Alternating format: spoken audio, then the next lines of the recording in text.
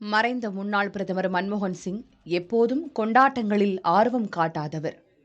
அலுவல் ரீதியான வெளிநாட்டு பயணங்களில் அலுவல்களை முடித்துக்கொண்டு உடனடியாக தாய்நாடு திரும்புவதில் அதிக ஆர்வம் கொண்டவர்.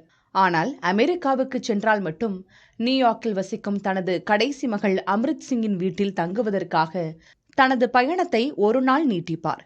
2011 அவ்வாறு நியூயார்க்கிலிருந்து இந்தியா புறப்பட்ட அன்று அவரது பிறந்த நாள். ஆனால் எந்தவிதமான கொண்டாட்டங்களும் கூடாது என்று தன் உடன் வந்த அதிகாரியிடம் கூறிவிட்டார். பின்னர் ஏர் இண்டியா விமானத்தில் பத்திரிகையாளர்களை சந்தித்து பேட்டியளித்தார். அவருடன் சென்ற இந்திய அதிகாரிகள் அவருக்கு தெரியாமல் வாங்கி வைத்திருந்த கேக்கை பத்திரிகையாளர்களின் அன்பு வற்புறுத்தலின் பெயரில் வெட்ட சம்மதித்தார். மகள்கள் உபீந்தர், தமன், அம்ரித் ஆகியோர் மீது அளவு கடந்த அன்பை கொண்டிருந்தார் மன்மோகன். அவர்களும் தந்தைக்கு எப்போதும் துணை நின்றனர். 2009 பைபாஸ் அறுவை சிகிச்சைக்காக எய்ம்ஸ் மருத்துவமனையில் அனுமதிக்கப்பட்டிருந்த போது உடனிருந்து கவனித்துக் கொண்டவர் மூத்த மகள் உபீந்தர்.